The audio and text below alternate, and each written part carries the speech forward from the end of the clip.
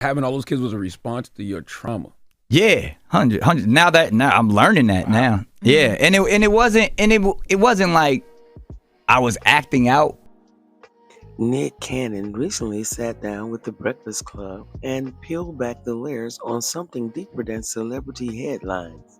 Yes, the emotional aftermath of trauma and how it shaped his decision to father 12 children. Yeah, that's right, 12. Let's talk about it.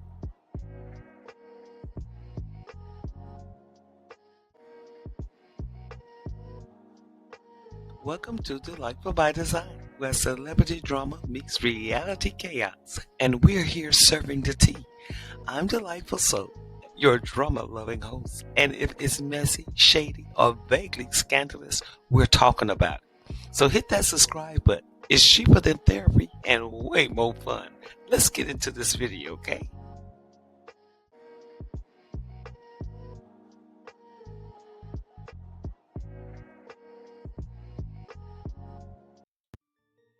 In the Breakfast Club interview, Nick doesn't dodge the hard question.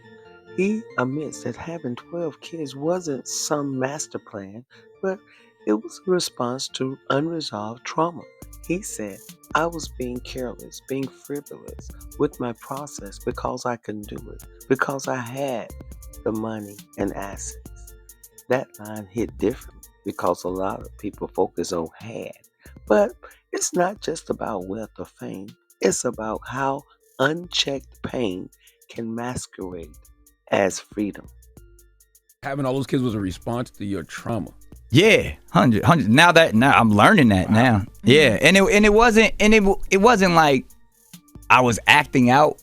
It was more of being careless, being frivolous with my process because I could do it, because I had the money, because I had the access to whoever and however I wanted to move, and okay, they coming at me, they asking me, opposed to like doing a mature thing and saying, hey, well, it probably makes more sense to do this, and then obviously life happens as well. So it wasn't like, oh, I'm gonna go have 12 kids. It was more about like, yo, I'm gonna just live life and have fun, and whatever happens, I can handle it.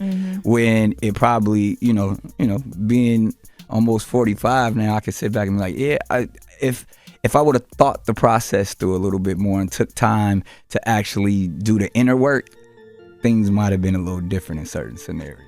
Nick traces the root of it all back to his 2016 divorce from Mariah Carey. He reflects on how he used relationships as distractions instead of doing the inner work. Therapy came later, but by then, he says, I looked up and 12 kids later. It's a sobering reminder that emotional avoidance doesn't just affect us, it ripples outward. I also remember the time that Nick Cannon was fired by Viacom CBS, the owner of MTV and VH1, because in July of 2020, after he made a anti-Semitic comment on his podcast. However, this split was temporary, and Cannon and Viacom CBS reconciled after he apologized and worked with the Jewish community leaders to educate himself. He was reinstated as the host of Wild 'N Out, and new episodes returned in April of 2021. From about 2016 to 2017 and on, Nick Cannon has been busy. Yeah, making babies. Well, we can't forget in January of 2012, Cannon was diagnosed with a severe form of lupus that attacked the kidneys. In November 2024, Cannon revealed that he was clinically diagnosed with narcissistic personality disorder. He also talked about this narcissistic personality disorder in his interview with the Breakfast Club. Now, lots of money, yeah, that could make you a narcissist. Now, Nick's not saying he regrets his kids. He jokes about having even more. But there's a tension between love and legacy. He insists every child was born from love and strong relationships, but also admits that healing might have changed the timeline. the choices, and the chaos. A little bit more and took time to actually do the inner work, things might have been a little different in certain scenarios. You wouldn't have 12 kids. I don't know. You know what I mean? Like that's the only thing, because I've always said this, every child that I had was made out of love. Mm-hmm. And there were strong relationships. It's just, if I would have did the work and the healing after getting divorced, I probably would have took my time in a lot of other scenarios. And for whatever reason, I thought that was the answer. Public perception of Nick and his children.